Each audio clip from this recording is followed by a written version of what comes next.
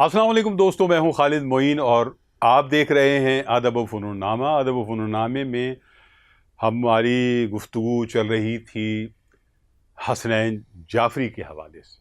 हसन जाफ़री कौन थे, हसन जाफ़री क्यों गुमनाम हुए, हसन जाफ़री कहाँ चले गए, हसन जाफ़री का कोई मजमे कलाम क्यों नहीं सामने आ सका, ये और ऐसे बहुत सारे सवालात हैं। फिर इसमें एक और भी मोड़ है और वो है हसन जाफ़री की बहुत ख़राब, अबतर और बुरी ज़हनी कैफ़ियत का। ये बहुत दुख भरा बाब है, इस पर भी हम बात करेंगे।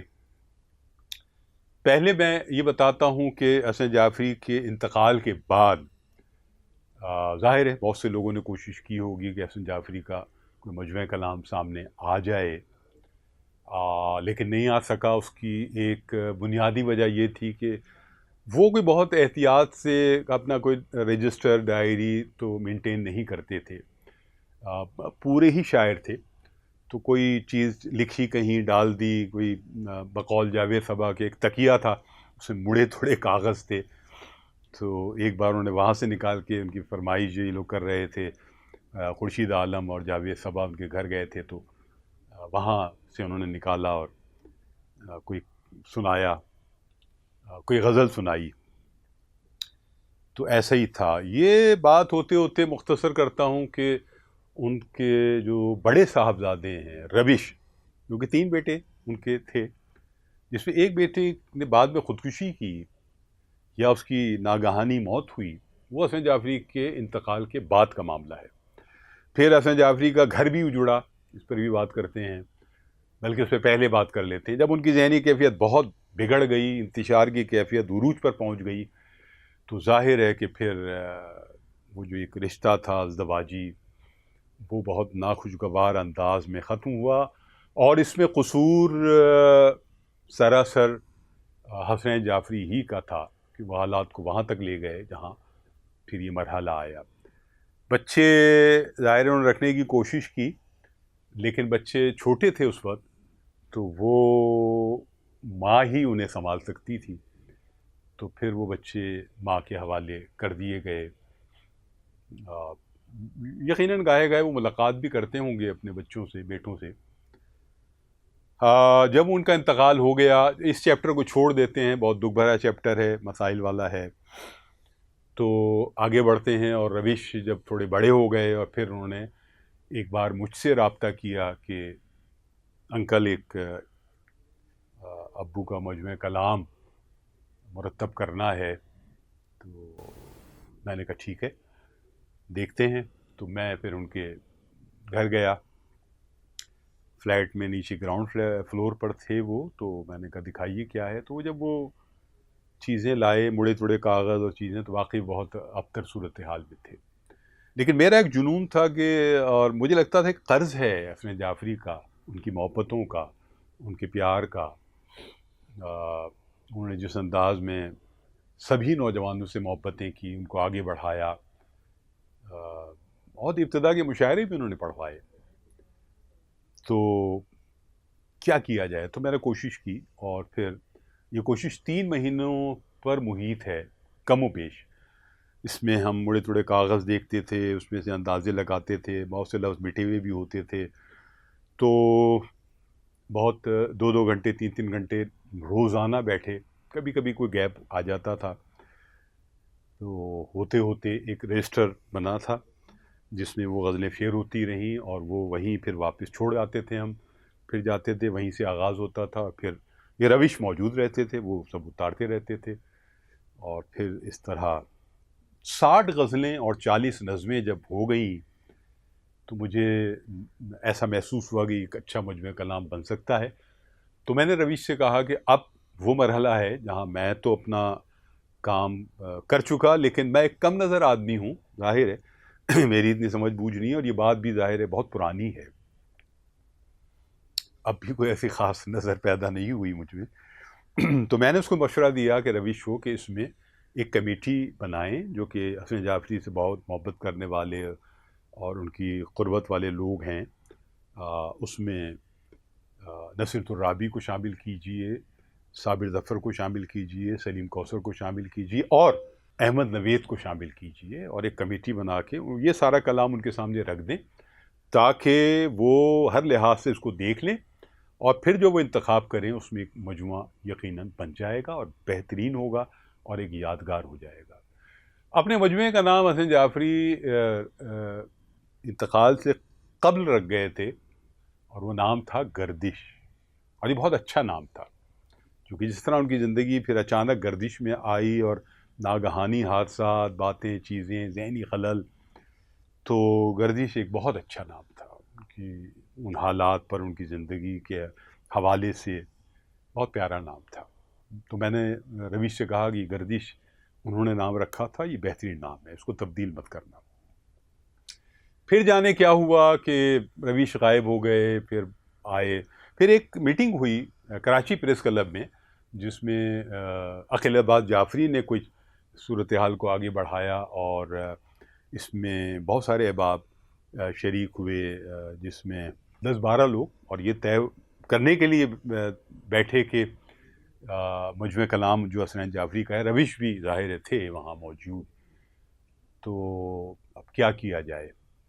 تو یہ طے ہوا، رویش نے انہی غزلوں میں سے کوئی 15-16 غزلیں کمپوز بھی کرا لی تھیں جو سب نے دیکھی، تو یہ طے ہوا کہ اب کیا کریں۔ تو سب نے کہا کہ ایسا کرتے ہیں 2-3 ہزار روپے میں شامل کرتے ہیں اور اس کا مجموعہ کلام لے آتے ہیں حسن جعفری کا۔ احمد شاہ بھی وہ اس میٹنگ میں موجود تھے، اس اجلاس میں موجود تھے۔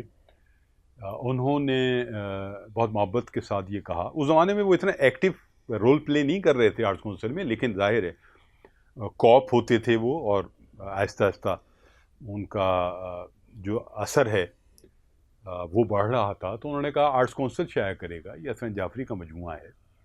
حسن جعفری کا جو تعزیتی اجلاس ہوا ہے اس میں بھی احمد شاہ نے بہت مرکزی کردار ادا کیا تھا، اور وہ بہت زبردست ایک اجلاس ہوا تھا جس میں شہر بھر کے شورا جو نوجوان ہیں، سینئرز ہیں، وہ سب جمع ہوئے تھے۔ اتفاق سے ندامت میرے سپرد کر دی گئی تھی، تو خیر وہ خوب ہوا، یادگار ہے، لوگ روئے بھی، لوگ افسردہ بھی ہوئے، اور بہت ساری باتیں، یادیں ہوئیں۔ تو اب یہ طے ہوا کہ جی مجموعہ کلام آرٹس کونسل شائع کر دے گا، تو بات ہی ختم ہو گئی۔ لیکن اس کے بعد پھر آگے کیا ہوا، پھر رویش سے پوچھا جاتا رہا، پھر وہ ملک سے باہر چلے گئے اور پھر یہ سلسلہ منقطع ہو گیا۔ آخری بار اس مجموعہ کلام کے حوالے سے جو بات ہوئی وہ کی عارف امام جب 2 سال پہلے عالمی کانفرنس میں آرٹس کونسل کی آئے، تو انہوں نے ایک دن پہلے یا دوسرے دن مجھ سے یہ کہا الگ بلا کے کہ خالد معین حسن جعفری کا مجموعہ چھاپنا ہے۔ میں نے کہا بہت خوشی کی بات ہے۔ انہوں نے کہا نہیں، بس وہ 2-4 دن میں ہی چھاپنا ہے۔ تو میں نے کہا بہت خوشی کی بات ہے بھائی، چھاپیں، میں تو کب سے تگ و دو میں ہوں اور اپنی حد تک اپنا حصہ بھی ڈال چکا ہوں۔ تو انہوں نے کہا مجھے معلوم ہے، تم یہ بتاؤ کہ ان کا مجموعہ کلام یعنی ان کی چیزیں ہیں کہاں، تو تم دو ہمیں تو ہم چھاپیں۔ تو میں نے کہا عارف بھائی میرے پاس تو کچھ بھی نہیں ہے، سارا رویش کے پاس ہے، کیونکہ میں نے تو کوئی ایک شعر بھی نہیں رکھا ان کا، یہ بڑا نازک معاملہ ہوتا ہے۔ سب چیزیں اس کے سامنے ہی دیکھی گئیں رویش کے، اور رویش کے ہی حوالے کر دی گئیں۔ تو یہاں تک کہ وہ جو 16-18 غزلیں کمپوز کر کے لائے تھے وہ بھی ان کے حوالے کر دی گئیں۔ تو تاسف، افسوس کا اظہار ہوا، اور پھر عارف امام نے کہا اچھا ہم دیکھتے ہیں، پھر ظاہر ہے کیونکہ وہی لاپتہ ہیں رویش، تو یہ معاملہ رہ گیا۔ تو یہ تو ان کے مجموعہ کلام کا معاملہ ہوا۔ پھر یہ ہوا کہ جو شعر حسن جعفری سناتے تھے دوستوں کو، بار بار بھی ظاہر ہے سناتے ہی تھے سب دوست، کیونکہ اگر 5 دوست بیٹھے ہیں آپس میں سنا چکے ہیں، کوئی 2 دوست اور آ گئے تو پھر نئے سرے سے سناتے تھے، تو وہ تکرار سے ظاہر ہے یادداشتوں میں چیزیں آ جاتی تھیں، یا مشاعروں میں بھی وہی چیزیں سنائی جاتی تھیں جو ظاہر ہے نجی نشستوں میں سنائی جاتی تھیں۔ لیکن وہ آہستہ آہستہ یادداشتوں سے چیزیں مٹنی شروع ہو گئیں حسن جعفری کی۔ خود میرے اپنے ذہن میں بھی ان کے بہت کم شعر رہ گئے۔ تو یہ بھی ایک المیہ ہوا کہ ان کی شاعری